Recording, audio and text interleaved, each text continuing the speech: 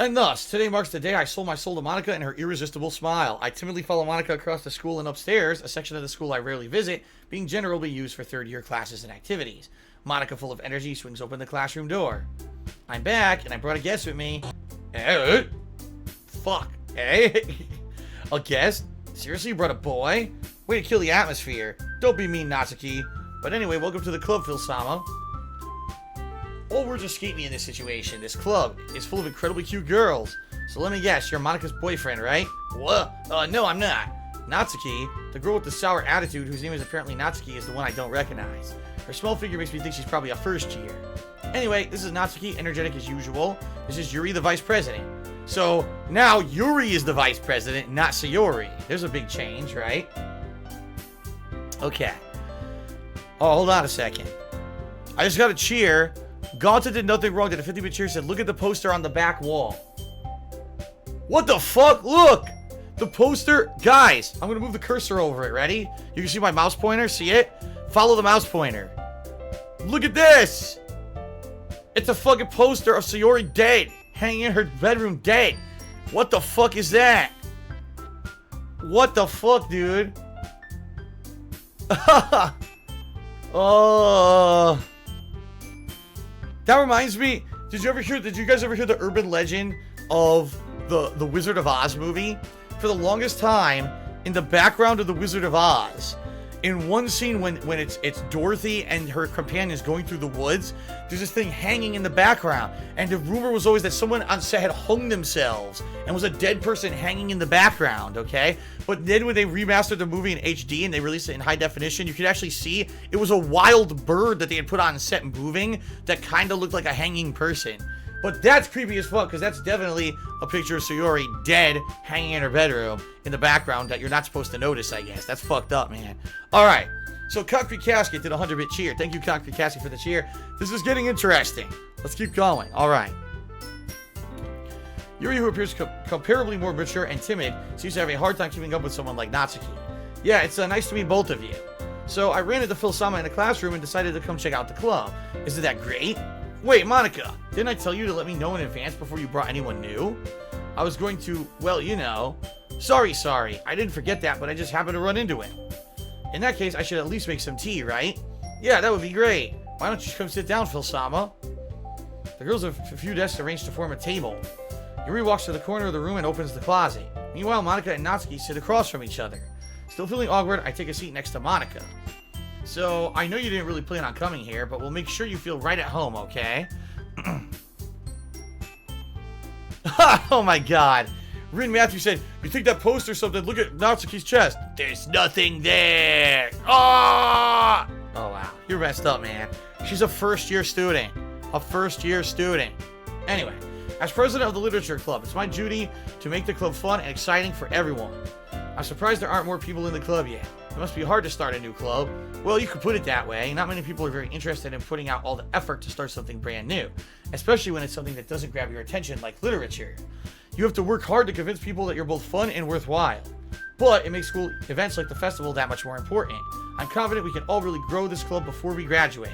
Right, Natsuki? Well, I guess. Natsuki reluctantly agrees. Such different girls all interested in the same goal. Monica must have worked really hard just to find these two. Yuri returns to the table carrying a tea set. She carefully places a teacup in front of each of us before setting down the teapot in the middle. You keep a whole tea set in the classroom? Don't worry, the teachers gave us permission. After all, doesn't a hot cup of tea help you enjoy a good book? I guess. Hey, don't let yourself get intimidated. Yuri's just trying to impress you. That's not. Insulted, Yuri looks away. I meant that, you know. I believe you. Well, tea and reading might not be a pastime for me, but at least I enjoy tea. I'm glad. Yuri faintly smiles to herself in relief. So, Phil-sama, what kinds of things do you like to read?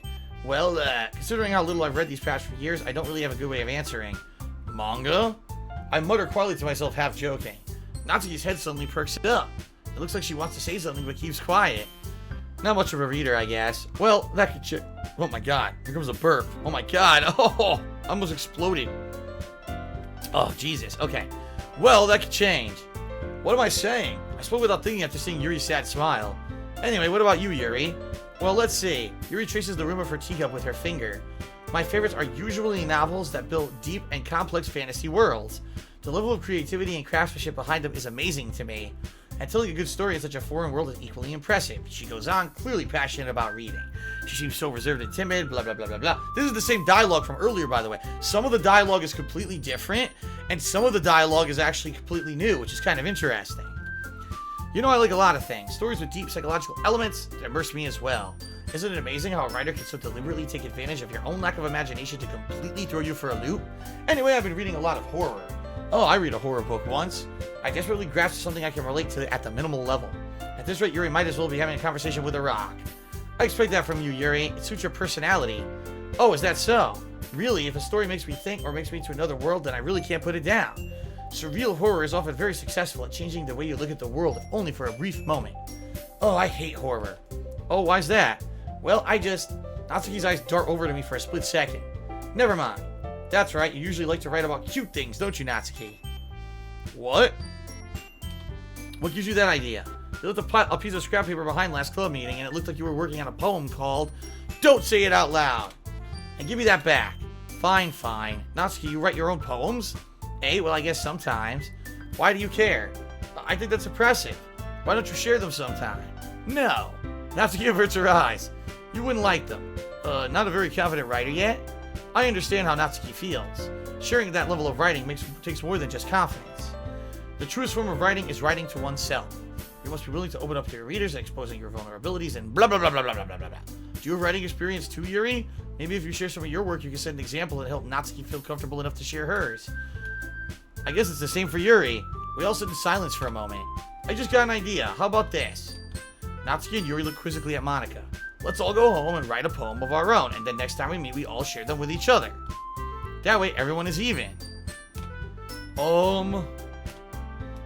I thought it was a good idea. Well, I think you're right, Monika. We should probably start finding activities for all of us to participate in together. I did decide to take on the responsibility of vice president after all. Okay. I need to do my best to nurture the club as well as its members. Besides, now that we have a new member, it seems like a good step for us to take. Do you agree as well, Phil-sama?